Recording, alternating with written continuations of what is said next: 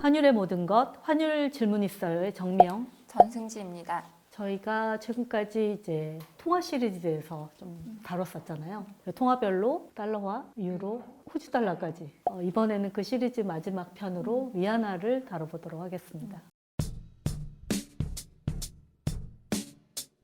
항상 우리가 도입부에 그 환율의 역사에 대해서 이야기를 했던 것 같아요. 근데 위안화는 결국 환율 제도의 변천을 알아보는 것이 그 위안화 역사를 알아보는 것 같거든요. 그렇죠. 저희가 지금까지 다뤄왔던 통화들은 이미 1970년대에 자유 변동 환율 제도를 채택한 나라들인데 중국은 아직 관리받고 있는 통화이다 보니까 지금 어떻게 정부의 관리가 되고 있는지를 아는 게 중요할 것 같습니다.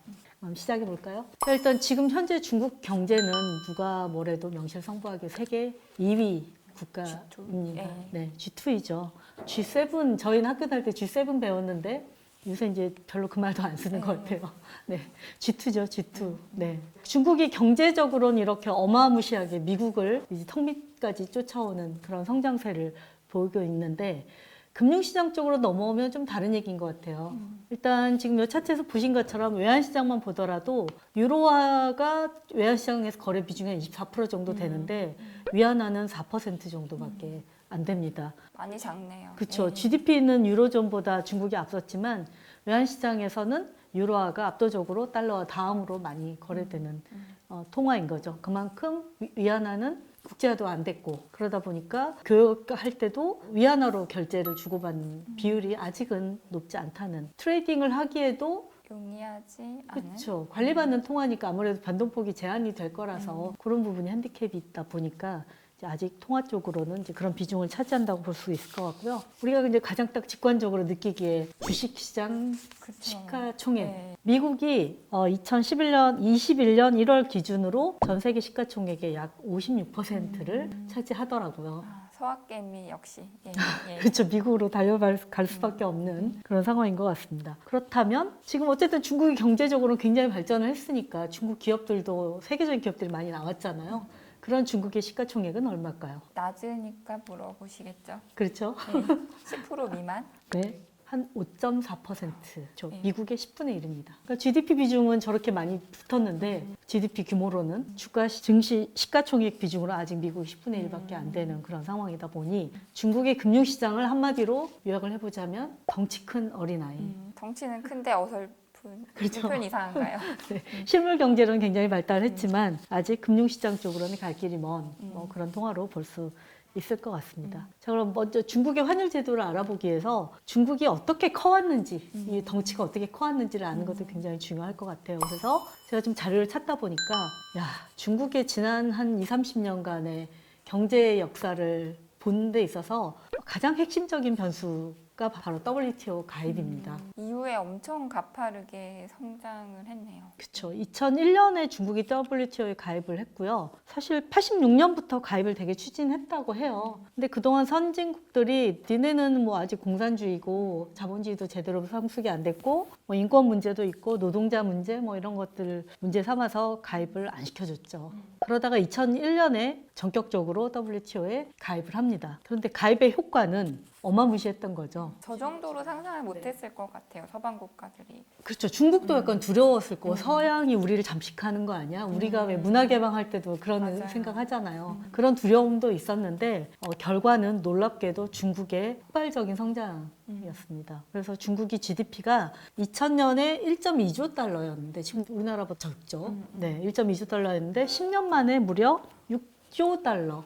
4배 성장을 했고요. 그 이후로도 계속해서 증가해서 지금 14.7조 달러, 15조 달러에 육박하는 생산을 해내고 있습니다. 그렇게 해서 결국은 이제 WTO 가입을 하면서 이제 엄청난 성장을 했다고 볼 수가 있겠고, 그 폭풍 성장을 주로 아무래도 제조업이겠죠. 중국이 서비스업은 아직은 발달이 안 돼 있으니까 결국 세계 공장을 자처하는 그런 강력한 제조업의 성장을 바탕으로 했고요. 그런 것들이 이제 교역에서도 그대로 여실히 드러나죠. 그래서 세계 수출에 차지하는 비중도 2000년에 4%에서 14%를 차지하면서 이미 미국을 뛰어넘었고요. 전 세계 수입에서 차지하는 비중도 3%에서 11%. 다 같이 증가하긴 했지만 아직은 중국은 소비 국가라기보다도 생산하는 국가. 그래서 수출하는 국가로서의 자리매김을 하게 됩니다. WTO 가입은 누가 시켜준 거예요? 물론 뭐 회원국들의 합의가 있긴 하겠지만은 결국 가입시켜준 사람이 중국을 이렇게 키웠다라고 또 생각이. 네, 그 자료를 찾아보다 네. 보니까 결정적인 인물이 있더라고요.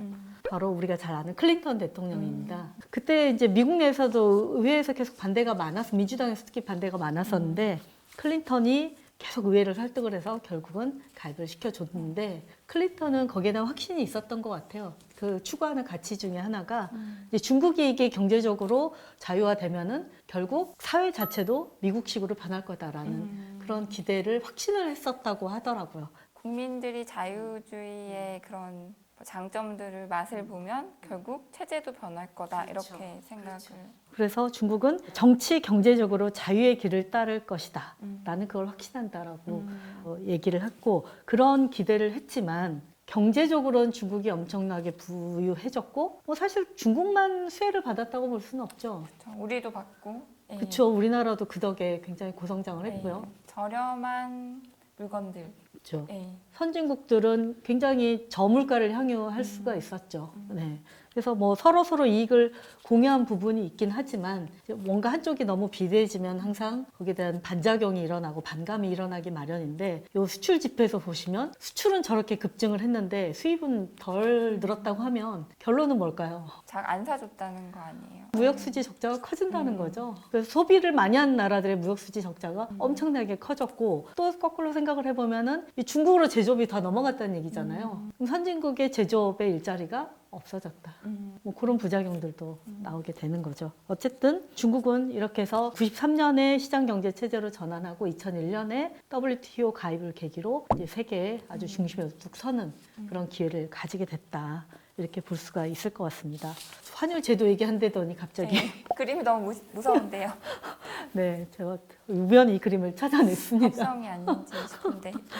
이 얘기는 왜 하는 거냐면 지금 중국 얘기하면 저희는 딱 생각하는 게 미중 갈등? 네. 네. 얼마 전까지도 진행됐던. 그렇죠. 최근 몇 년 동안 굉장히 가장 첨예한 이슈였잖아요. 근데 이제 그거에 대한 역사를 이해하는 데 있어서 이 얘기를 해드려야 될 것 같아요. 아까 말씀드렸던 것처럼 중국이 시장 개방을 하게 되고 자유시장 경제, 자유무역의 세계로 들어오게 되면 결국 시장도 민주주의로 바뀔 거다라는 기대가 있었는데 기대와는 달리 중국은 자기네 색채를 더욱더 굳건히하고 강화하는 모습을 보이고 있잖아요. 그래서 중국이 예측 기대와 이렇게 달라지지 않고 중국은 엄청난 성장을 하게 되니까 서양에서 그걸 좌시하지 않겠죠. 견제하고. 예. 그렇죠. 견제하고 굉장히 갈등이 격화되는 그런 흐름이 전개가 됩니다. 근데 한 2001년에 가입하고 한 10년 동안은 굉장히 서로 다 이익을 나누고 좋았어요. 근데 그 과정에 또 중요한 사건이 하나 발생하죠. 금융위기. 네, 그렇죠. 금융위기가 딱 터지니까 물론 전 세계가 어려웠지만 아시아는 비교적 중국의 성장에 힘입어 좀 세이프했고 미국, 특히 유로존 굉장히 어려움을 많이 겪었잖아요. 그러면서 자기네 경제가 어려워지니까 이제 뭔가 문제에 대해서 남을 탓을 할 수도 있는 거고요. 그 다음에 잘 나가는 애들에 대한 견제도 굉장히 커질 수밖에 없는 실제로 그럴 만큼 많이 크기도 했고요. 이제 그런 갈등이 2010년 이후로는 펼쳐지기 시작을 하고 저희가 뭐 오바마 정부 때는 뭐 미국이랑 중국이랑 좋았다고 기억을 할지 모르지만 사실 그렇진 않아요. 맞아요. 환율 조작국 막 그 압박한 것도 오바마 때 좀 세졌고.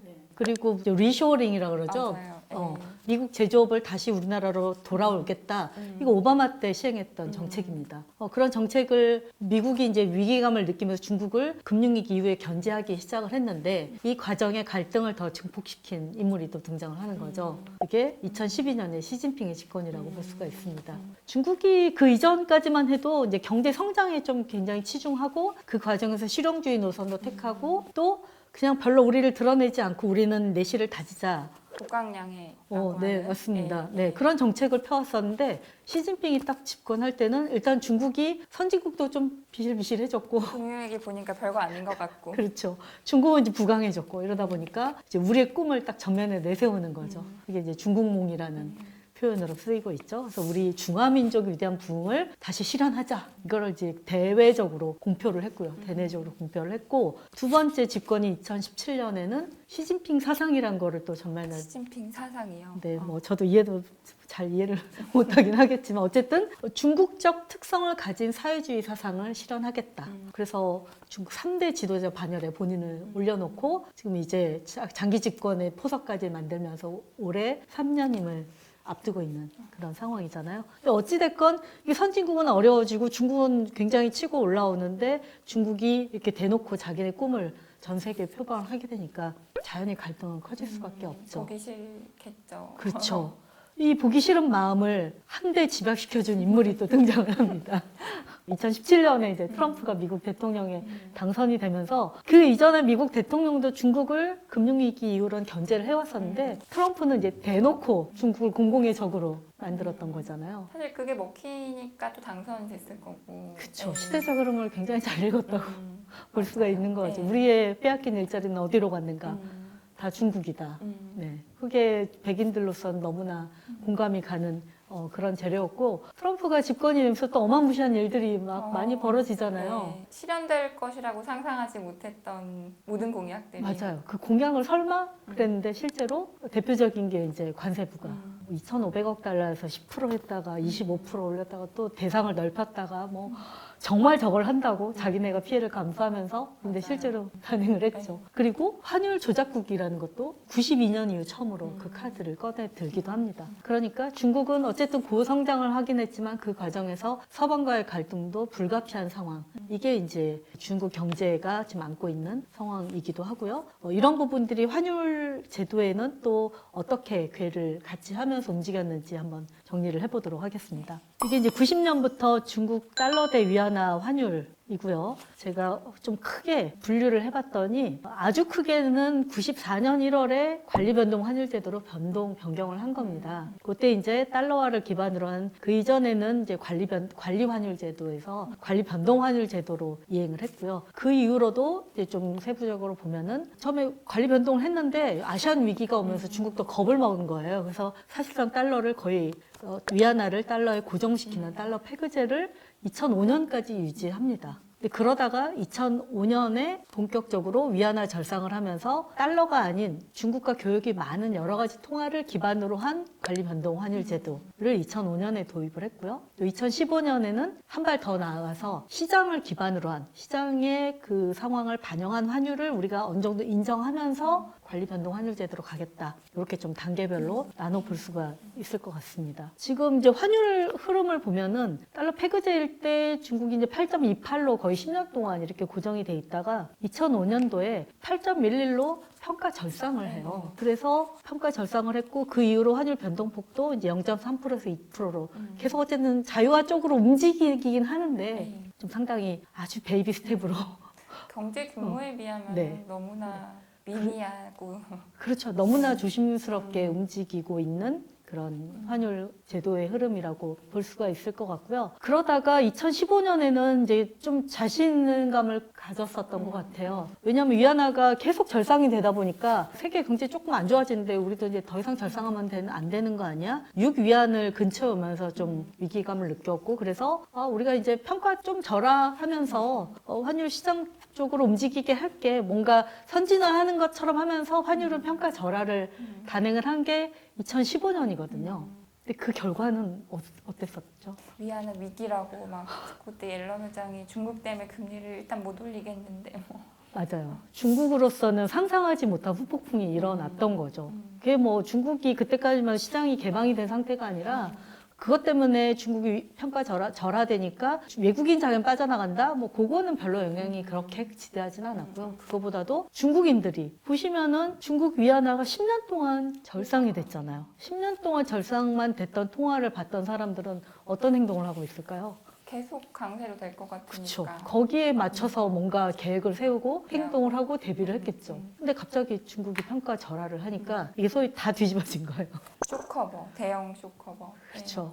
그래서 수출업체들은 매도했지 해놨던 거 다 뒤집어야 되고 수입업체들은 해지 하나도 안 해다 갑자기 매수 해지해야 되고 막 이러면서 엄청난 혼란이 일어나면서 뭐 외환보유액 위기까지 불거졌었잖아요. 4조에서 2조, 그때 2조 달러 깨지냐 마냐. 막. 엄청난 무시무시한 얘기도 나왔지만 결국은 2조 달러에서 맞고 중국은 이제 안정적인 흐름으로 가고는 있는데 그 이후에 기다렸던 게 뭐 SDR 편입이라는 국제화된 그런 진전된 뉴스도 있었지만은 트럼프 집권 미중 무역 문제. 이후에 네. 그렇죠. 대중무역 관세 부과 2018년에 또 2019년에는 92년 이후 처음으로 환율 조작국 지정 뭐 이런 일련의 사건들을 겪으면서 결국 위안화 환율도 이 미국과 중국 간의 갈등 속에서 어느 선에서 유지할 건가 이런 부분을 굉장히 고심할 수밖에 없는 그런 제도로 흘러가고 있는 것 같습니다. 그러니까 어쨌든 점점 시장화되고 있는 것은 사실이지만 속도는 굉장히 미약하다. 이렇게 볼 수 있고